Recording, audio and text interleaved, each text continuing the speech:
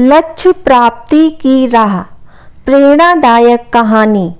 जय श्री कृष्णा दोस्तों। एक किसान के घर एक दिन उसका कोई परिचित मिलने आया। उस समय वह घर पर नहीं था।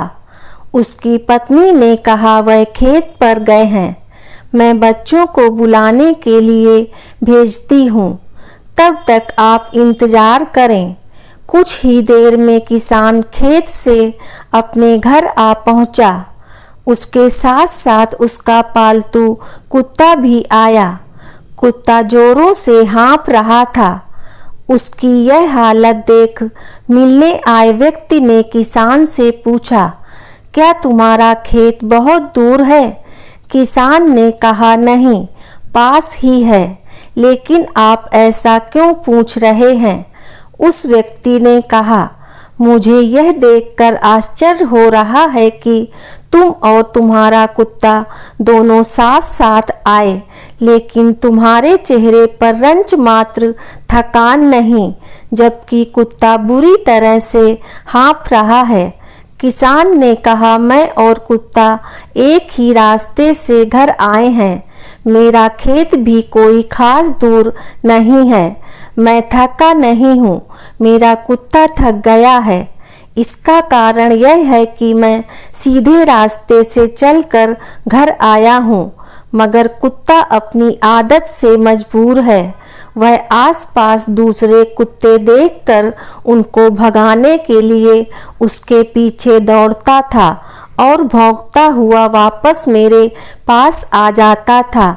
फिर जैसे ही उसे और कोई कुत्ता नजर आता, वह उसके पीछे दौड़ने लगता।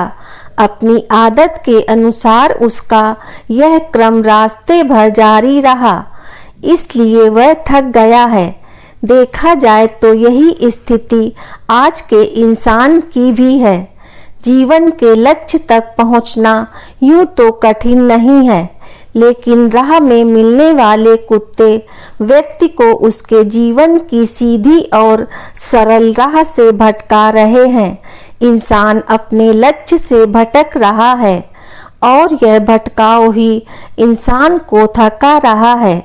यह लक्ष्य प्राप्ति में सबसे बड़ी बाधा है। आपकी ऊर्जा को रास्ते में मिलने वाले कुत्ते बर्बाद करते हैं। भौंकने दो इन कुत्तों को और लक्ष्य प्राप्ति की दिशा में सीधे बढ़ते रहो, फिर एक ना एक दिन मंजिल मिल ही जाएगी।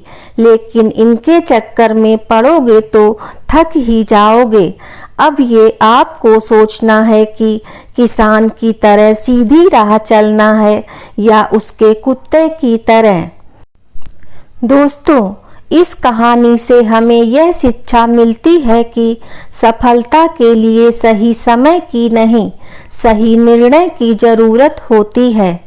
प्रेम दुर्लभ है, उसे पकड़ कर रखें।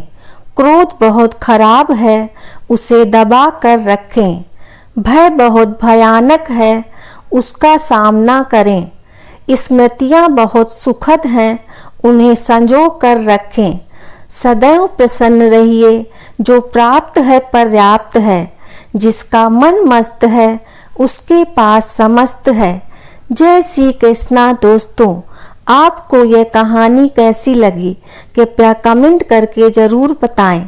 कहानी पसंद आई हो तो लाइक करें और आगे की ऐसी ही कथा कहानी एवं जानकारी को जानने के लिए चैनल को सब्सक्राइब अवश्य करें। धन्यवाद आपका।